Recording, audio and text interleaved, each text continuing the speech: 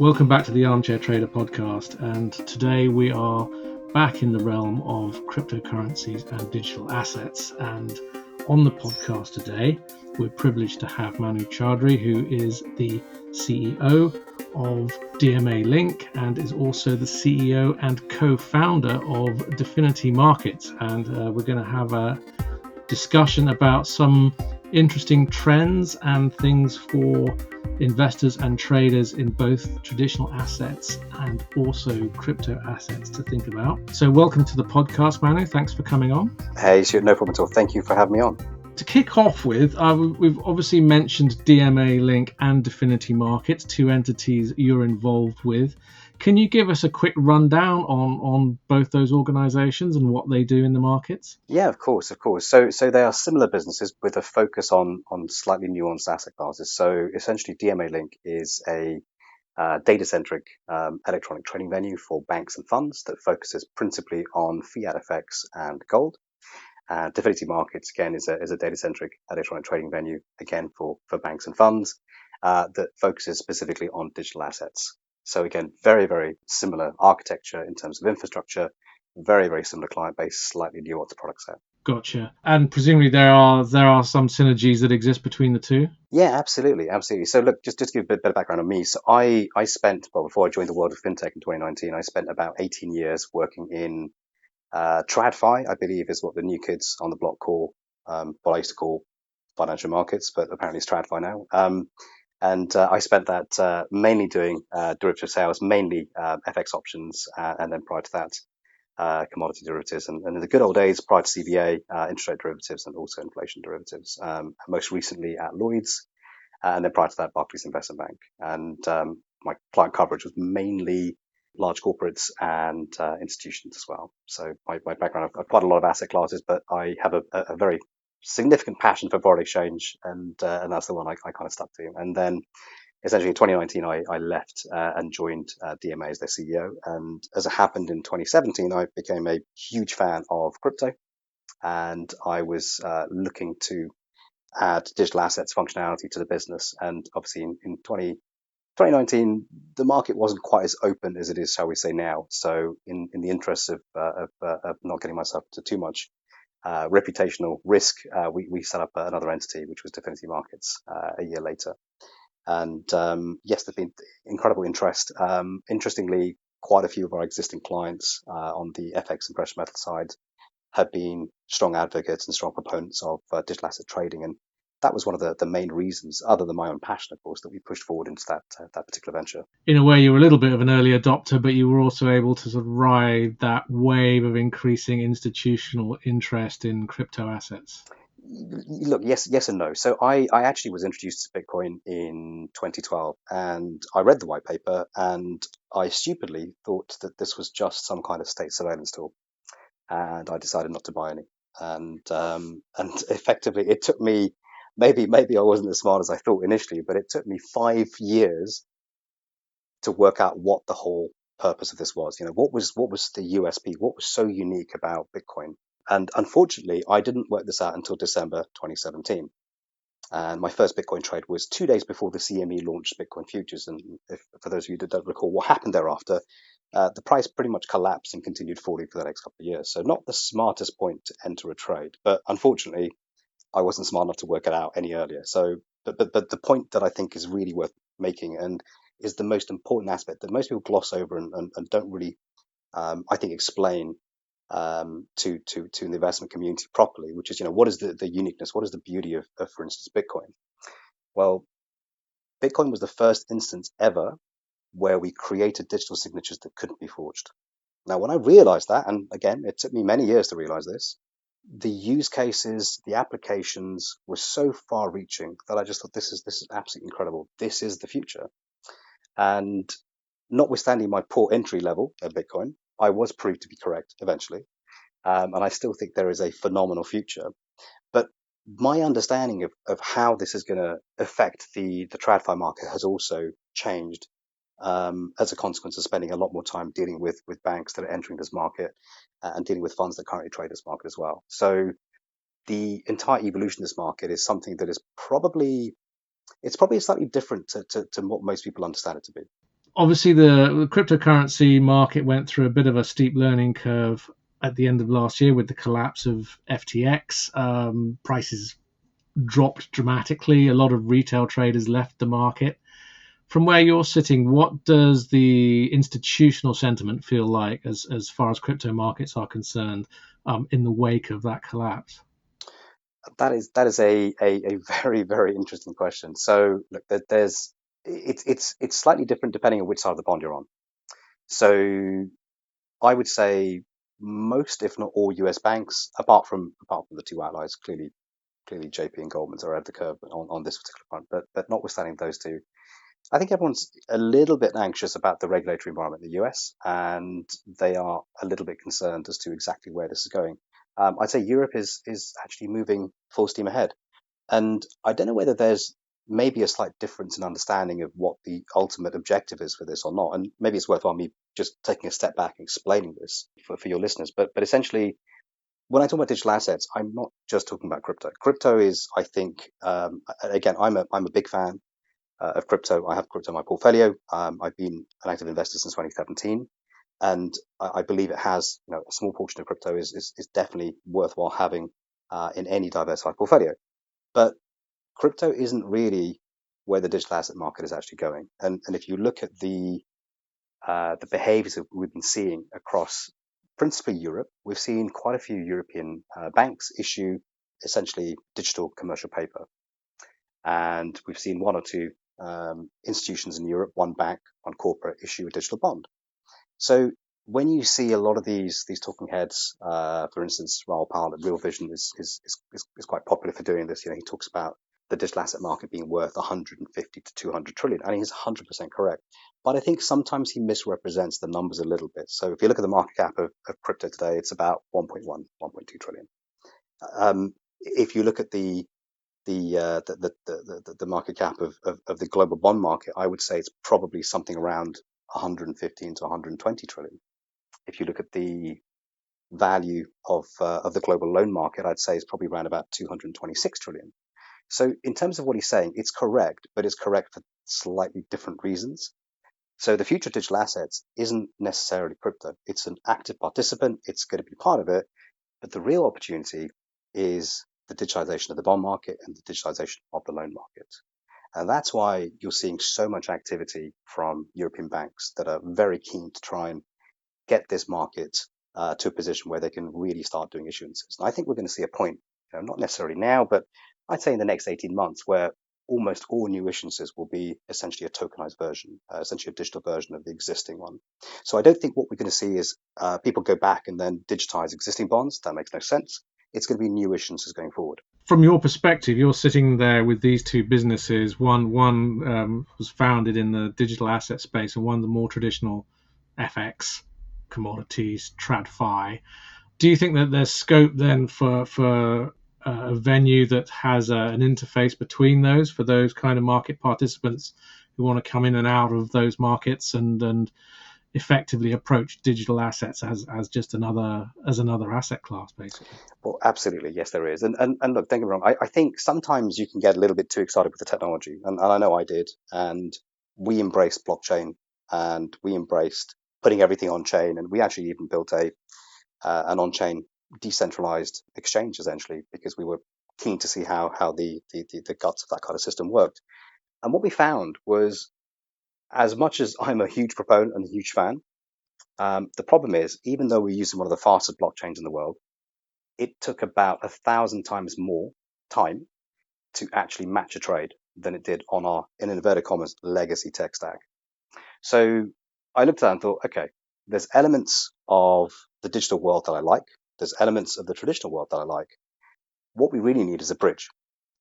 And I'll give you, for instance, so for foreign exchange, we execute trades in microseconds, but they then take 2 days to settle through multiple layers of intermediation.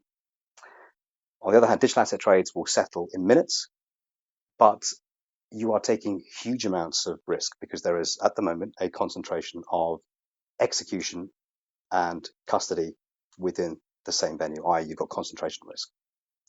And essentially what we've done is we've separated the two out. So we've separated entirely trade execution from custody. And I think that's why we have such a unique proposition. So we have an existing client base that trades FX and gold with us. That same demographic is very interested in trading digital assets using the same TradFi architecture to access that space.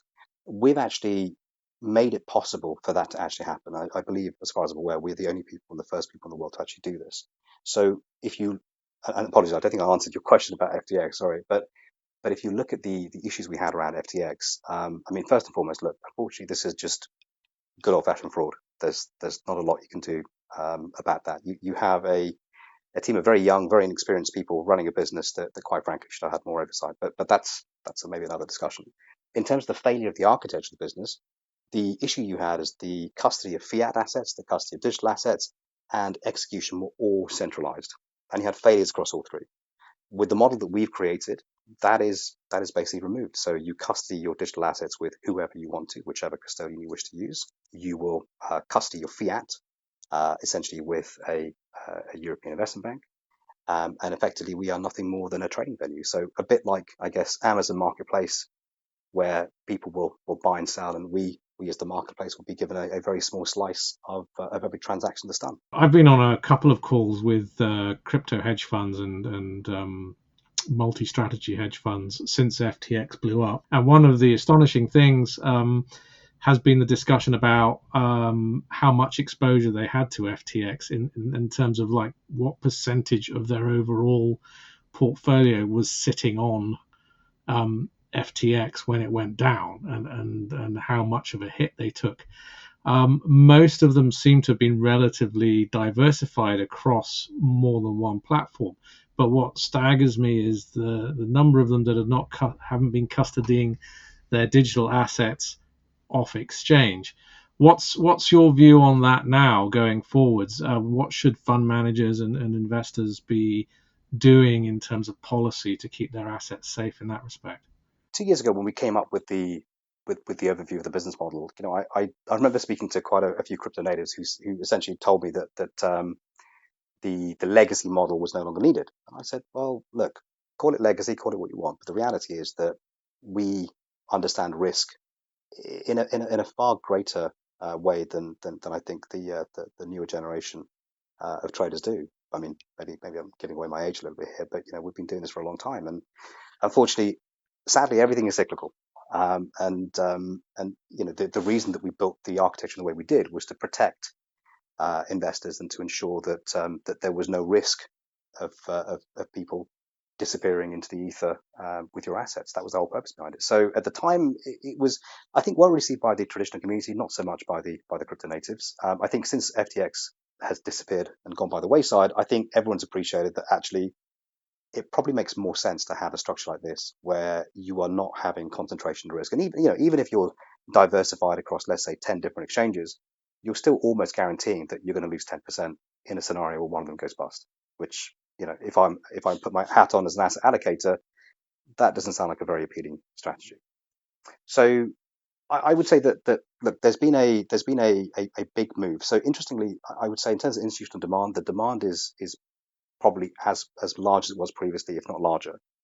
So there is a desire to have exposure to this asset class. But the problem is, and the reason that some of these funds, I guess, would have gone to the likes of FTX and other exchanges is essentially what we had was paralysis via lack of guidance and regulation. And this is the issue. If you're a large financial institution, it's very difficult to be the first mover in an asset like this. There's all sorts of regulatory issues. There's all sorts of reputational issues.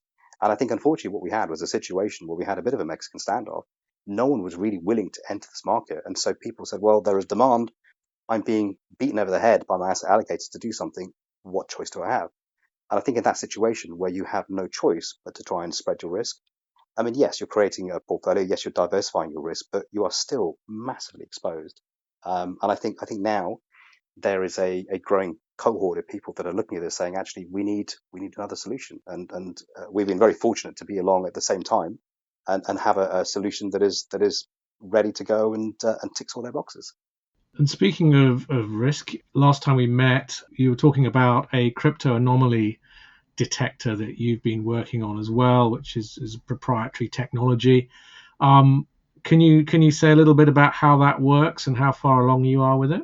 Yeah, absolutely. So it's give you a bit of background. So one of the biggest challenges we had when we were speaking to banks about digital assets was feedback from the risk desk, and it's again valid comments, which is, look, we can't use our bog standard VAR model because it just doesn't work. This is a 70 vol asset. How on earth are we supposed to manage risk with something like this? Which we kind of took away and thought, yeah, that's a very, very good point. And essentially, what we did was we partnered with an Italian AI firm called Axion, who are absolute world leaders when it comes to deep learning AI. And essentially, we designed it, and they helped us actually build the technology that runs there. But I guess without boring too much of your audience on this, but essentially what it uses is a technology called deep learning. And deep learning is essentially the next iteration of machine learning. And again, look, I'm sure as most of your listeners have probably thought, like I did for many, many years, look, I've been hearing about AI taking over the world forever. And quite frankly, until ChatGPT, nothing ever happened, which is true. But the reason for that was essentially, it was only 2018 when we had the processing power to really accelerate deep learning AI. And it was probably only about 2017 when we had enough data to actually have enough inputs to feed the AI. And essentially, if you think back to Moore's law, unfortunately that stopped in 2012. And the reason that you weren't able to reduce the price of transistors by 50% and have a doubling the processing power over the course of 18 months was because, unfortunately, you need to have more than one or two atoms between each transistor for the microchip to work. And we got to a point where we didn't. So the very bright chaps at NVIDIA repurposed the graphics processor for parallel processing. So if you think about a string of instructions that go through sequentially a central processing unit, if you were to slice it up, let's say you use 1,000 GPUs, you could essentially process that information 1,000 times faster. And that's why AI has come on so aggressively. It's grown exponentially in terms of processing power since then. It's those two issues that have been remedied. So we used an algorithm called isolation forest, which is a derivative of random forest, which is used by Google for their artificial intelligence. And effectively, what we did was we have a slightly different approach when it comes to designing the AI agent. So typically, what most people do is they use Darwinian evolution. We didn't. We used something slightly different called Lamarckian evolution. And the difference between those is that effectively in Darwinian evolution, it's survival of the fittest. You have one AI agent out of a cohort, maybe several dozen. In the methodology we used is slightly different. The marketing evolution is about survival of those that work most collaboratively, i.e., those AI agents that work best together to make the best forecasts or predictions. And the reason that we actually used isolation forest was because technically, in inverted commas, this is a non-predictive model. It doesn't really make predictions, even though it kind of does. And the reason that we did that was because one of the biggest issues you have with any kind of AI system is the problem with overfit.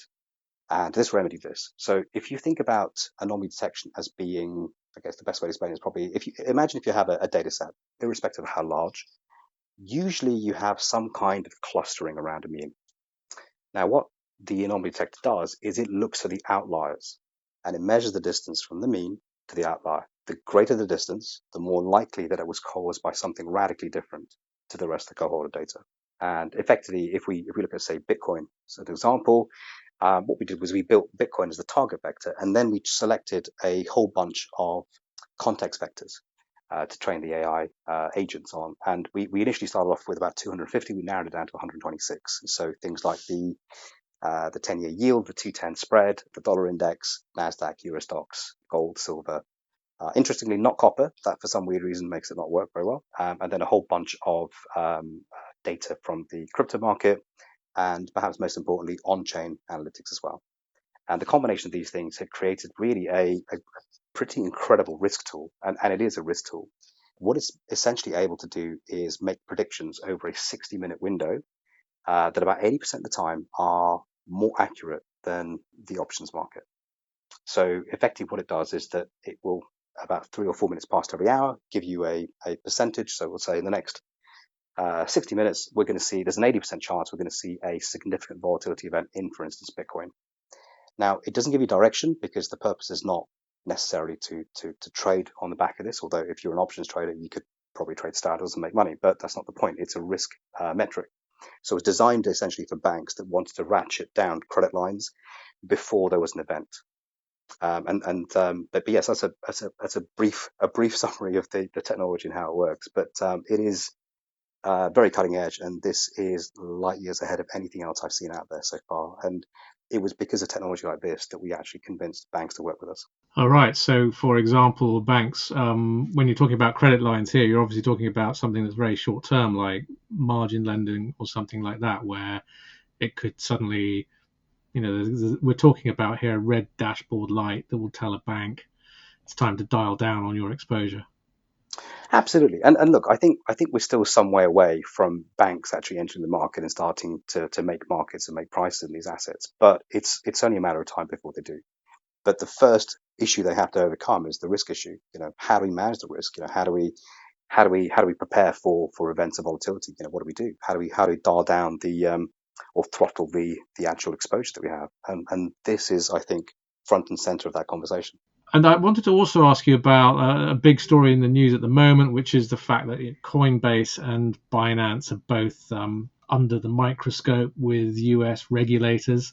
It's obviously a big debate, but I wanted to get your thought on that and whether that's going to be good or bad for the industry. And are you a fan of more regulation? And do you think that will help the digital assets industry in the long run? Look, I think we need regulators, and I think we need regulation.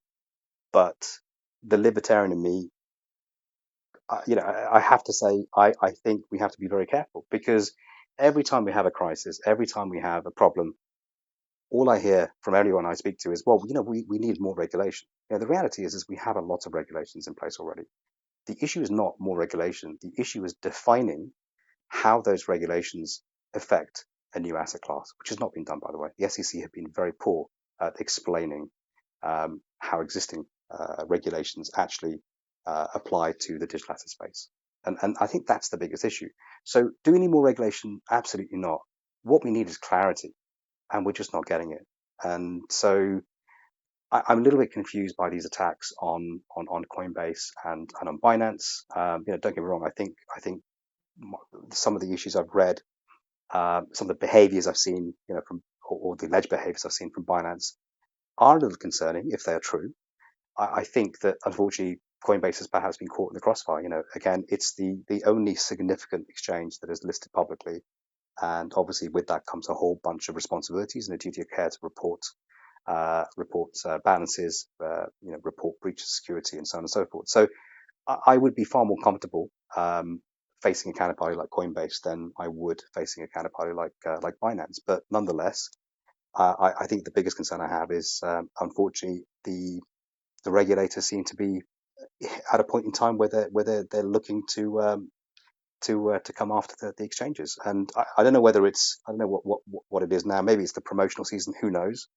But it's not just the digital asset exchanges that they're pursuing. US regulators and the DOJ are coming after a couple of European banks, as I'm sure you probably heard, for pretty sizable amounts, which in the middle of a banking crisis is not helpful. And speaking of the banking crisis, that seems to be producing a bit of a rally in the Bitcoin price. Obviously, we're seeing gold going up as well at the same time.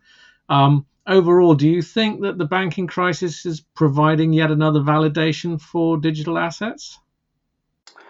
Look, yes and no. I mean, look, it depends. I guess there are the Bitcoin maximalists, which, by the way, I am not. That think this is the best thing to ever happen. I think that's a very naive way to think about the situation. I think what's happened with the rally in Bitcoin is just that there has been something other than bad crypto news or crypto issues or crypto problems dominating the headlines. I think it's nothing more than that. I think we have to be mindful that at the moment the root cause of the banking crisis has been, unfortunately, the actions of the central banks by hiking rates after a pandemic and a crisis that really weakened the economy. And now you have a situation, if you look at the real estate market, where the wheels look as though they're going to come off. This is not good for anyone.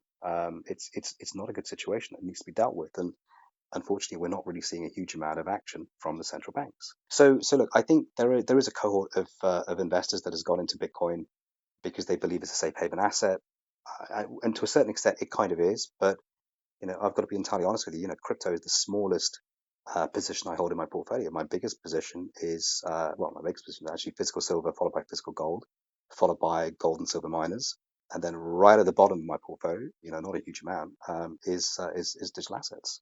So I think also it's we're in a situation where I think there is a little bit more to go in the current bank crisis, unfortunately, and I think we will probably see another calamity not too far away. Ultimately, I think that digital assets will perform very well. I'm a big fan of Bitcoin, as I mentioned. I think we could see some pretty phenomenal moves, but I think if we have structural issues that are not remedied by central banks and we see a collapse of that infrastructure, well, quite frankly, this is not going to end well for Bitcoin either. So I don't think that the two systems are mutually exclusive. I think there's still a huge amount of correlation between the two. And also, look, if you want to spend your Bitcoin, yes, there are some places that will take Bitcoin payment, but the majority will take fiat payment. So you need to have some mechanism of having on and off ramps still, and that is also a challenge at the moment. And speaking of challenges, what sort of challenges have you been facing recently with the business, and can you also shed some light on what your plans are going forward? Yeah, sure. I mean, look, I think we've been very fortunate. We've essentially been working on a solution that for 18 months people told me was over-engineered and didn't make a lot of sense, and suddenly everyone thinks it's the best thing since sliced bread. So, which gives me a lot of comfort because we designed this, 24 months ago, and the fact that everyone seems to think that the panacea for the market is the model that we came up with is wonderful. I would say one of the greatest challenges really we've come across, I think, is certainly in the UK, is unfortunately we have an extremely complex business model, and explaining it to venture investors in the UK has been extremely difficult. And unfortunately, we've had to go to the US, which is a shame because I'd like to do that here. London is the capital of fintech, but in terms of explaining complex businesses like ours that are B2B, that are very, very cutting edge, that are basically trailblazing within new assets and new markets, yeah, it's a challenge and it's a frustration. It really is, and I really wish that there were more investors in the UK like the ones in the States that are willing to take a view on things and that are willing to be open minded enough to see the vision and the opportunity, because it really is phenomenal. But other than that, we've been lucky, touch wood, that essentially the chaos we've seen in both the crypto and the banking market hasn't really affected us, and we're still moving forward with our plans as we kind of discussed, I guess, early in the year, and absolutely things are developing and shaping out in a way that we predicted, which is fantastic. Well, brilliant. Well, thank you very much indeed for coming on the podcast today. That's been really enlightening, and hope to get you back on again soon to get your perspective on what's happening in the digital asset space, because it never seems to stand still. Stuart, no problem at all. Thanks so much for having me on, and look forward to coming back on, because this is an ecosystem that is evolving at lightning speed. Thanks a lot, man. You've been listening to the Armchair Trader podcast. Make sure you visit our website, www.thearmchairtrader.com, for your daily dose of financial markets news, and sign up to our free newsletter there.